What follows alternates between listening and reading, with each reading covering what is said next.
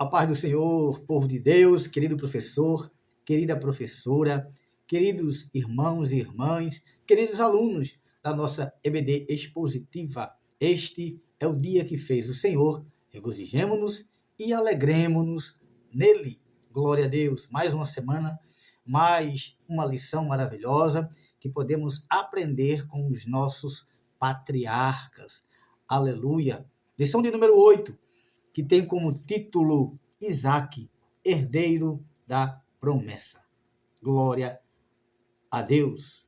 Mas antes de irmos para a lição, eu gostaria de te pedir, te inscreve aqui no canal, deixa o teu like, curte, comenta, compartilha, senta o dedo aí para que esta lição, nossos conteúdos, alcancem mais pessoas e seja um canal de bênção.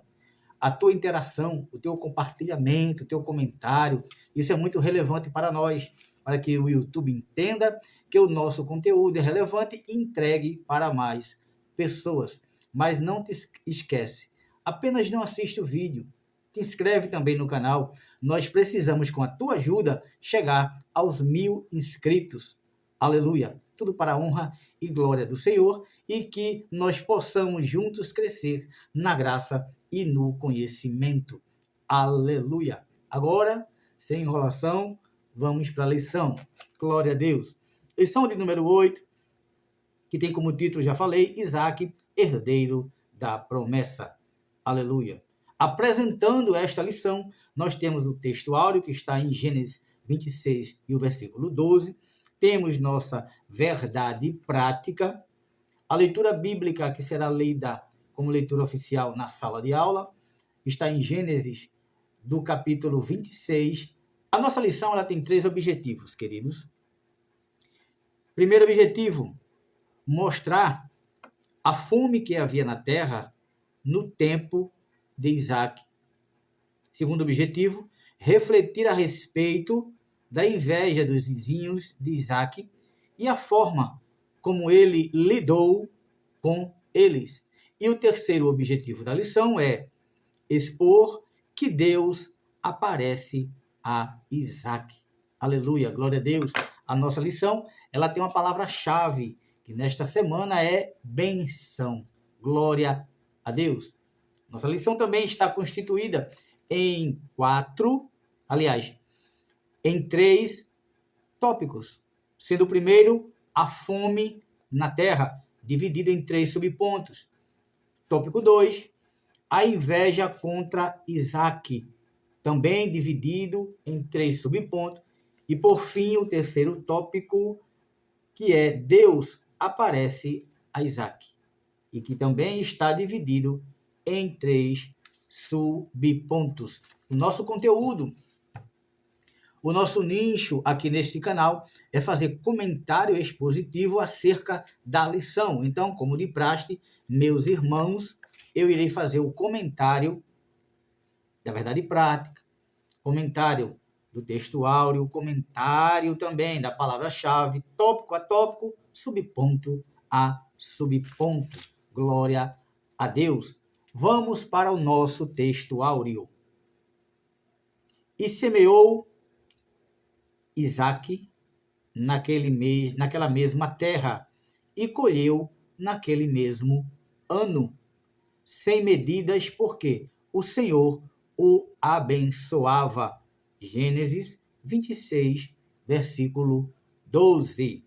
Aleluia! Expondo esse texto áureo, aqui podemos ver 3 coisas de forma bem clara. Quais? Isaque semeou, trabalhou, cultivou e investiu o seu tempo. Entendam bem? Segundo, colheu 100 por 1.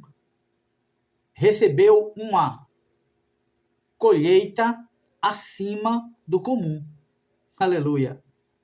E terceiro, o Senhor o abençoava. O texto atribui a ação de Deus. O Senhor, que é Deus, o abençoava. Então, somente aqui nesse texto áureo, a gente já pode ver a ação divina sobre a vida de Isaque, né? Ele semeou, ele trabalhou, ele cultivou, ele investiu tempo, né, ali nessa colheita, em tudo que ele estava fazendo ali.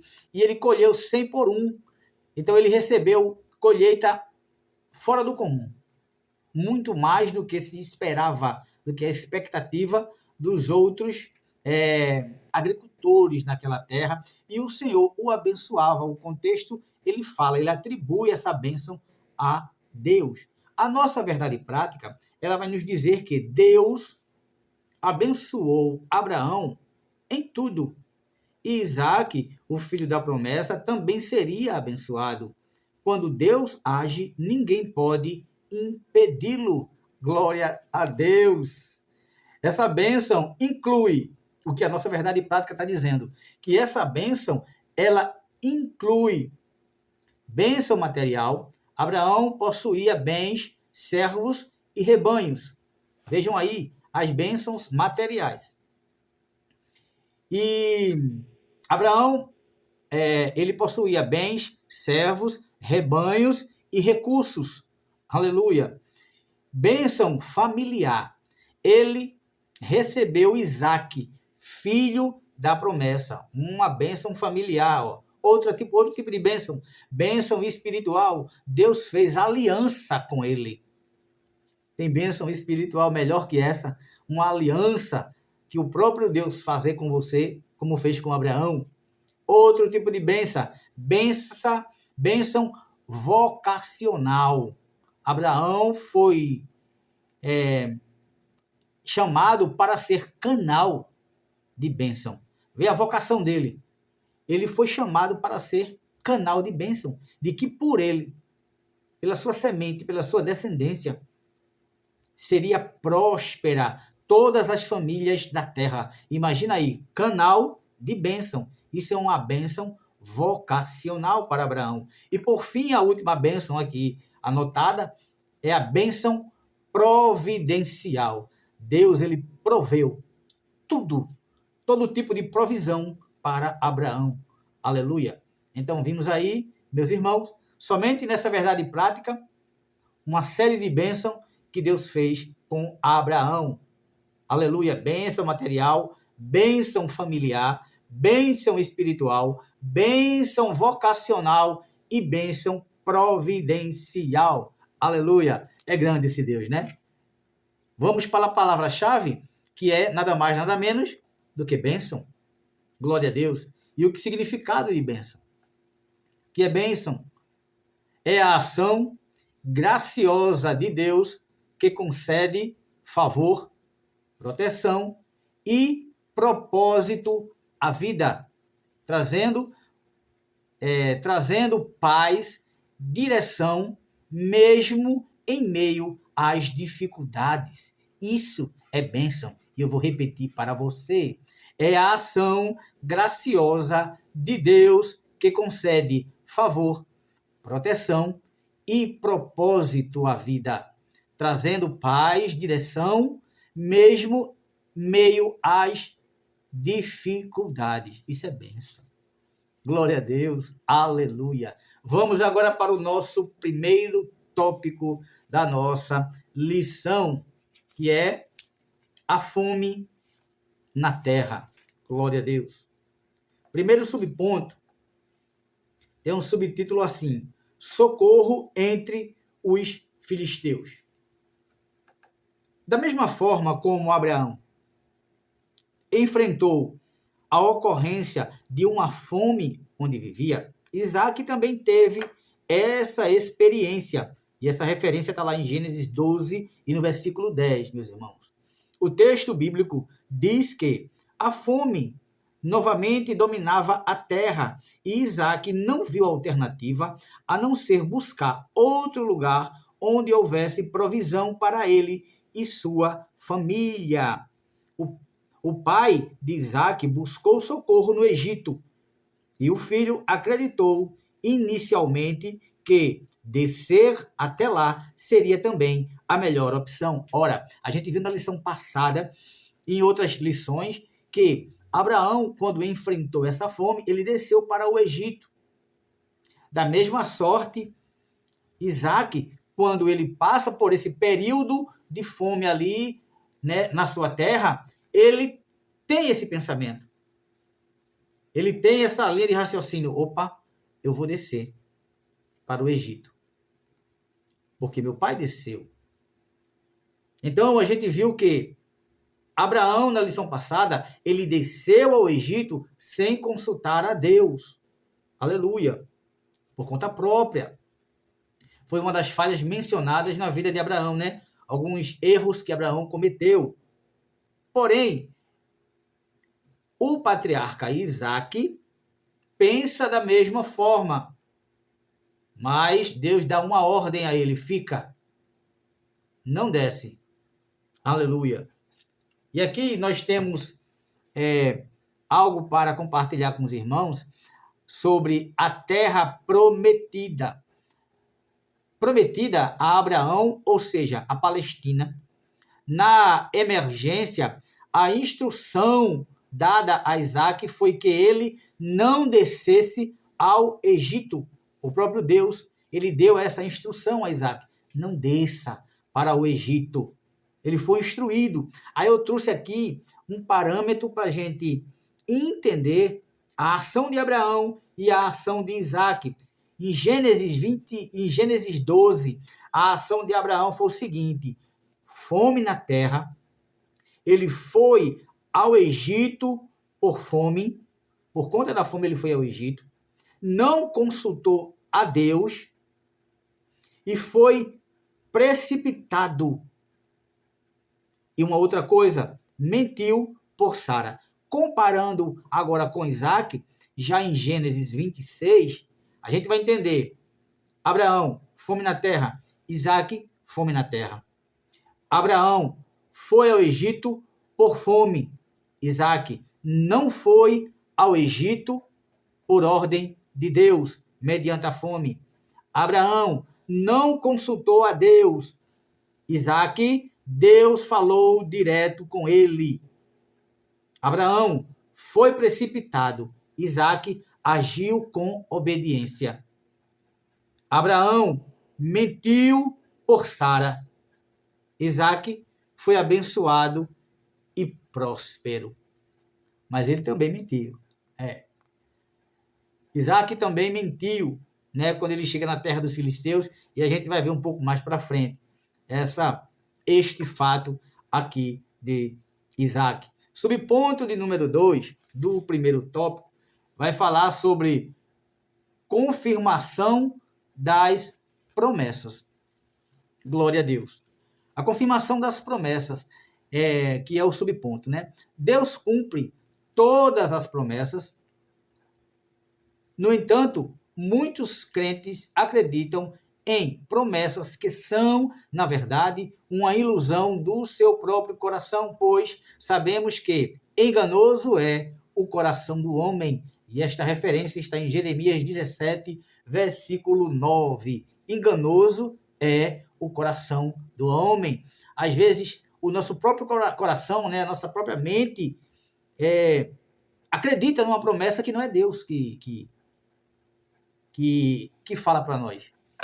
Né? A gente vai entender isto aqui, quando diz assim, ó, promessa existe, né? Promessa do próprio coração. São desejos pessoais, disfarçado de voz de Deus. É um desejo pessoal que eu quero, que eu desejo tanto.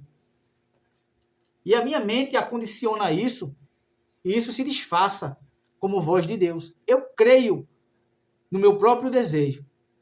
E ali eu cultivo dentro de mim como se fosse uma promessa. Mas é desejo pessoal. Talvez não seja Deus que tenha falado isso para você. Mas de tanto você querer, a sua mente já entende que você vai conseguir um dia. Isso é uma promessa do coração, não é uma promessa de Deus. Isso é muito normal e corriqueiro no meio do ser humano. Aqui eu não falo nem de crente ou não crente, mas no meio do ser humano. Almejar tanto algo que ali pensa em sua cabeça que é uma promessa, que vai ter, né, que ele vai conseguir aquilo. É um desejo do coração, não é promessa de Deus. E é por isso que lá em Jeremias diz que enganoso é o coração do homem. Jeremias 17 e o versículo de número 9. Glória a Deus. Exemplo. Vou dar a você um exemplo agora do desejo do coração, da promessa do coração, né? Por exemplo, Deus vai me abençoar, mesmo estando eu em desobediência. Pessoas que falam assim, né? Outro exemplo, vai dar certo porque eu sinto que sim, eu sinto que vai. Isso é do coração, isso é desejo, isso é uma promessa do coração. Aí aqui encaixa, né? Literalmente com Jeremias 17:9. Não é o coração que está dizendo que a promessa vai se cumprir. Enganoso é o coração do homem. Outro exemplo, não preciso esperar em Deus, posso resolver do meu jeito. Tem pessoas que é assim, né? Quer dar um jeitinho na promessa para que a promessa se cumpra, não quer esperar em Deus, promessas. E outra coisa que eu quero declarar aqui para os irmãos, promessa de falsos profetas. Isso é o mais corriqueiro, o mais comum hoje em dia. Promessa de falsos profetas. São palavras que parecem espirituais, mas não vêm de Deus. Parece espiritual. Há aquele quebrantamento. Às vezes até aquele teatro todo. E você, por estar ali muito quebrantado, muito esperançoso, talvez recebe aquela promessa, aquela profecia. Consulte a Deus, viu?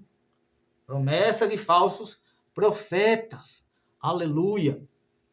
Parece ser espiritual, mas não provém de Deus. Aleluia.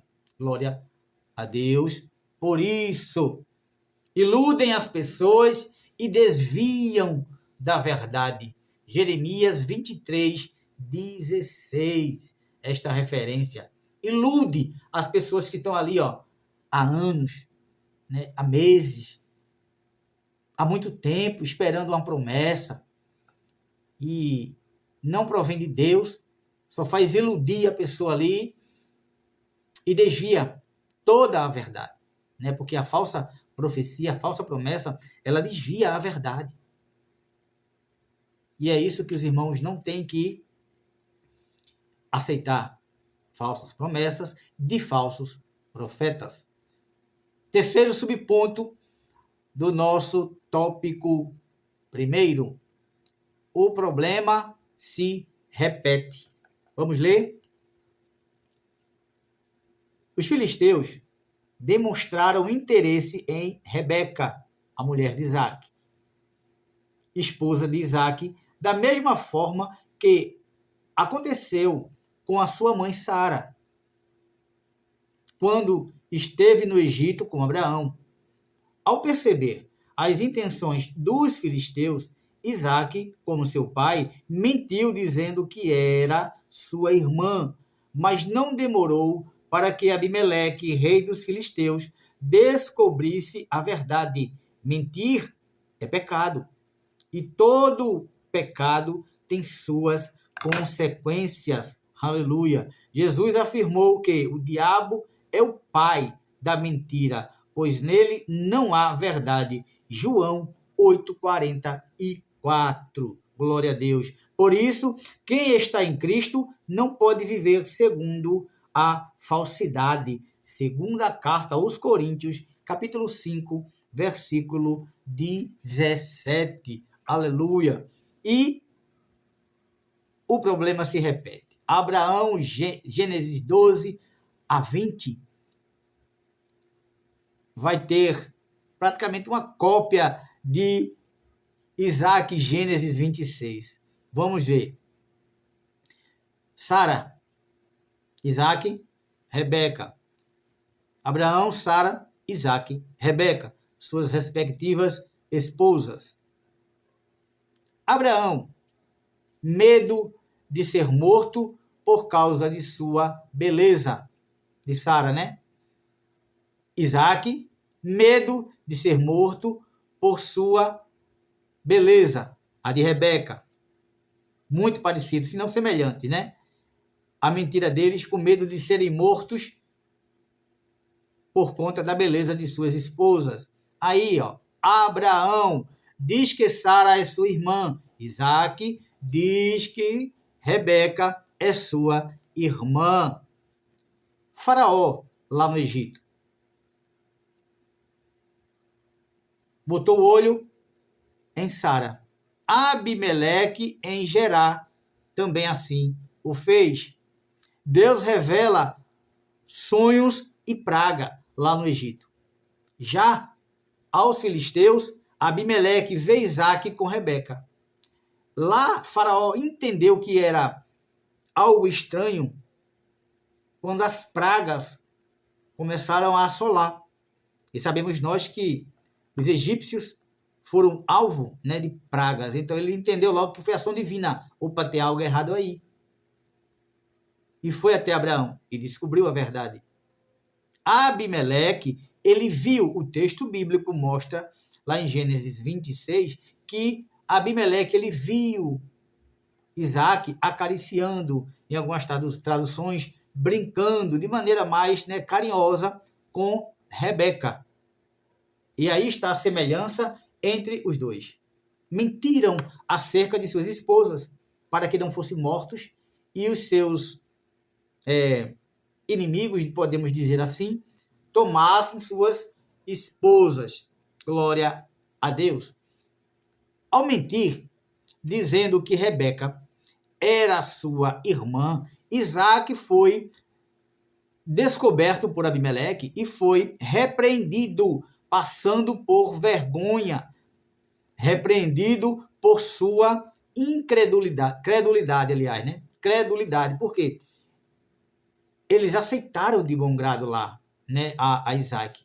Então ele é repreendido. Quando ele é repreendido, ele declara que poderia ter acontecido algo muito pior.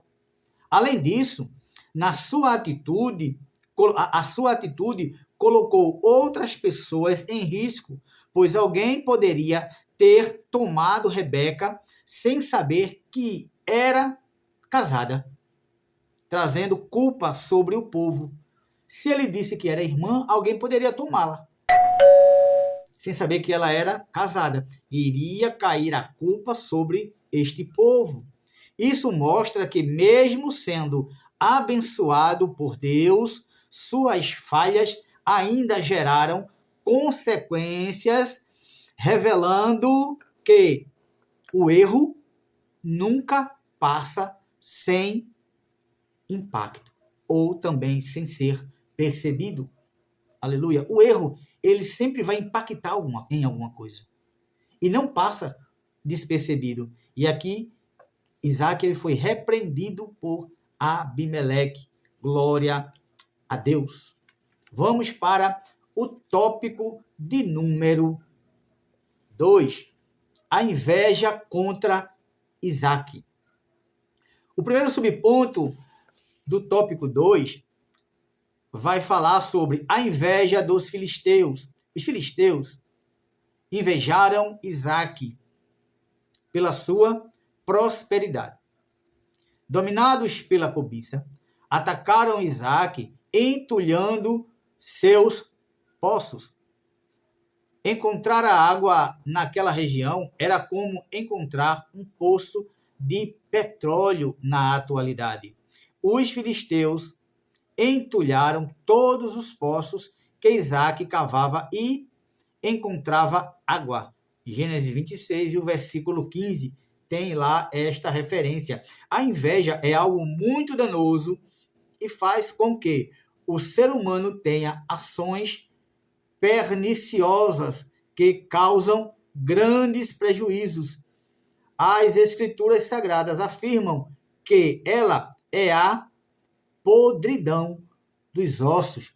Provérbios 14 e o 30. Muito forte, né? Podridão, a inveja. Podridão dos ossos. Glória a Deus.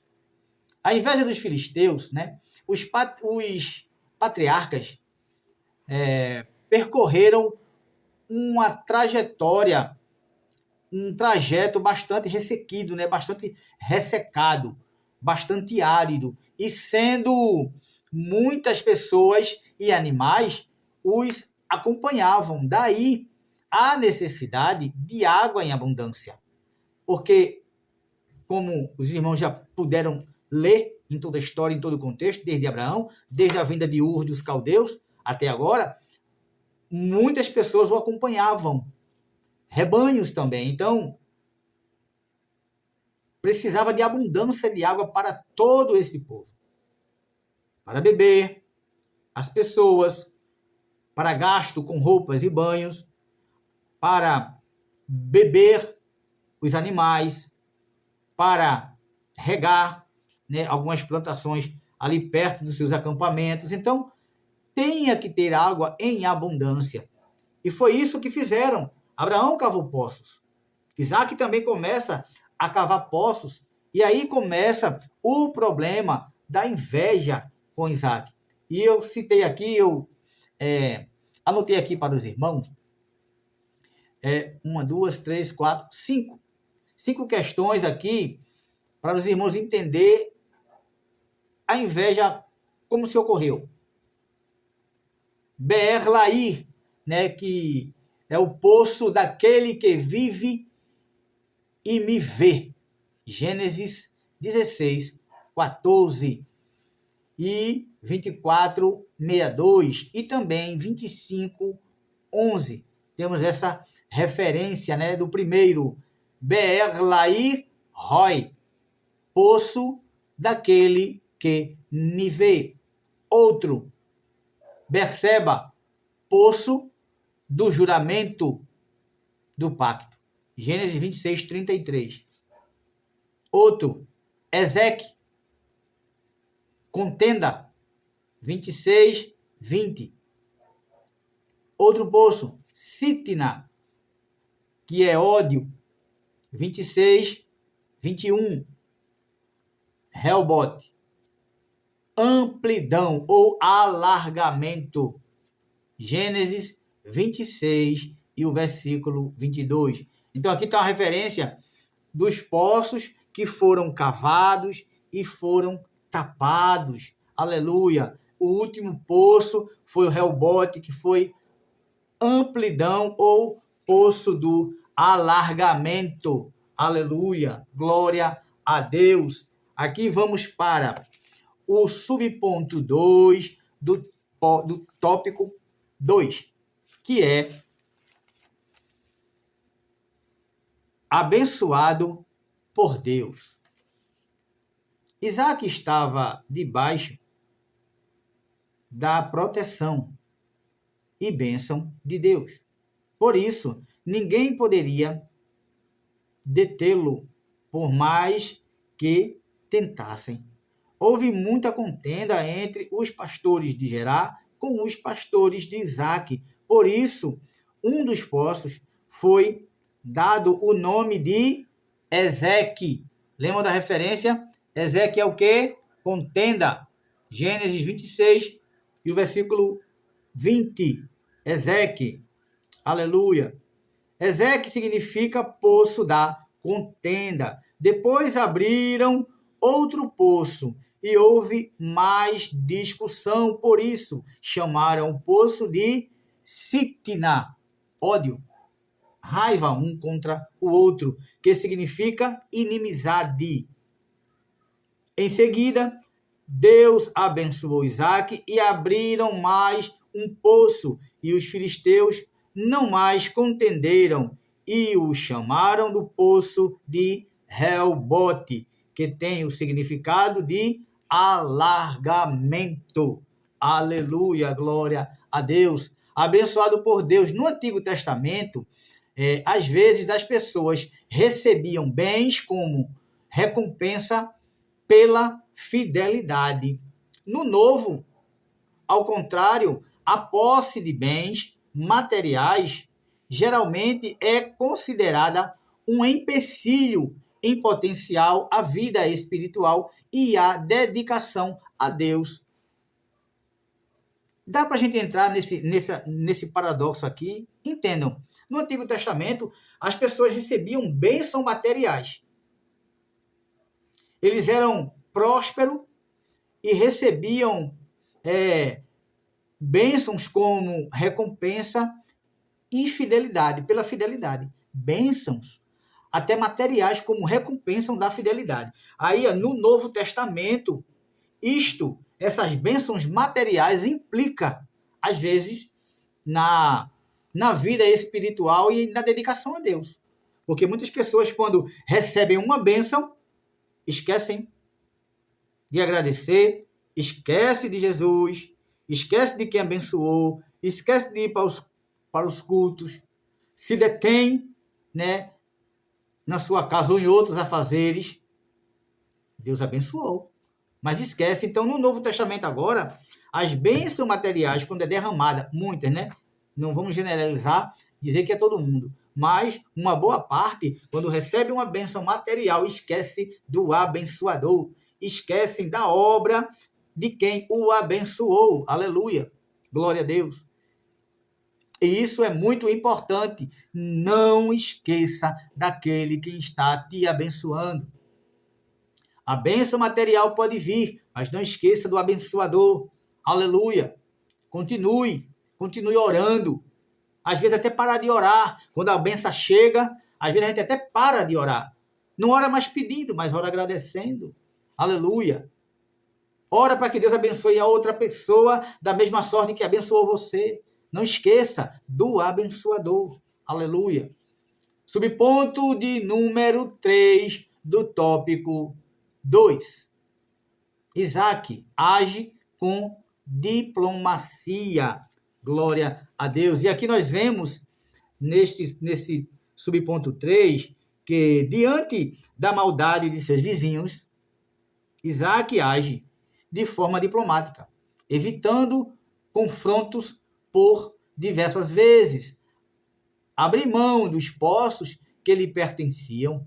Não é fácil abrir mão de bens e direitos adquiridos com esforço em favor de quem nada fez para obtê-los. Ora, Isaac, ele recebeu como herança também alguns poços que Abraão já tinha cavado e poços que Deus o abençoou e ele próprio cavou e ele abriu mão. Quando começou a contenda, quando começou a confusão, ele saiu abrindo mão. Ó, fica aí com o poço, que eu só quero paz.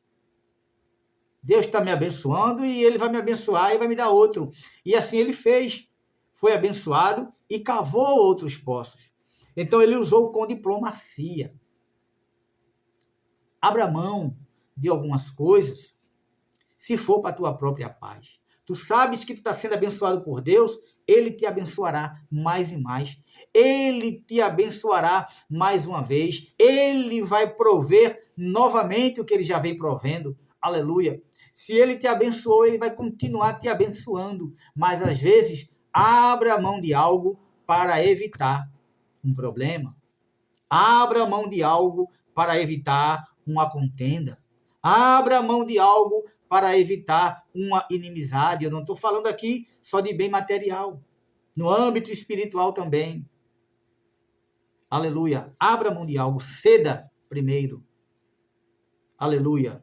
Glória a Deus. Isaac nos ensina que nem toda disputa merece ser enfrentada. Isso é tremendo, né? Nem toda disputa merece ser enfrentada. Mesmo tendo direito sobre os poços, ele escolheu abrir mão para preservar a paz. Glória a Deus. Era dele. Foi Deus que o abençoou. Mas ele disse, eu vou abrir mão, mas eu quero ter paz. Às vezes é melhor ter paz do que contenda. Do que ter o muito no meio da contenda, da inveja, da discórdia. Às vezes é melhor abrir mão para ter a paz com todos. Aleluia. Glória a Deus. Vamos para o tópico de número 3. Glória a Deus. Tópico de número 3. Deus aparece a Isaac. Primeiro subponto. Promessa para Isaac. Deus apareceu a Isaac e falou com ele pessoalmente, assim como fez com seu pai em Gênesis 26, 24 está essa referência. Então o Senhor lhe fez 3 promessas maravilhosas. Não temas, porque eu sou contigo, a primeira, e abençoar-te-ei e multiplicarei a tua semente por amor de Abraão, meu servo. Abraão já havia partido. Por isso, o Senhor tem um encontro pessoal com Isaac para que soubesse que continuaria sendo alvo de sua bondade e graça. A bênção do Senhor alcançaria Isaac e seus descendentes, e inimigo algum ou as adversidades poderiam impedi-los de desfrutar das promessas. Deus promete multiplicar a descendência de Isaac por amor de Abraão, seu pai, e também por amor a ele. Glória a Deus. É tremendo essa promessa, né? Glória a Deus. No entanto, entendam bem, há um detalhe essencial, né, que é para ser destacado nesse contexto. Essa continuidade está diretamente ligada à obediência, pois Deus declara que mantém a promessa porque Abraão obedeceu a minha voz. Gênesis 26, versículo 5, está esta referência. Essa promessa, ela é ligada à obediência. Deus declarou que mantém a promessa porque Abraão obedeceu a minha voz. Glória a Deus. Obedeceu a voz de Deus. Ele está dizendo a Isaac, permanece também obedecendo a minha voz, ao meu falar, ao que eu disser, que tu também será abençoado da forma que eu abençoei o teu pai, Abraão. Obedeça também. Obedeça a voz do Senhor, viu? Obedeça a voz daquele que te prometeu. Glória a Deus. Não dá para você alcançar as promessas, será abençoado em desobediência. Obedeça.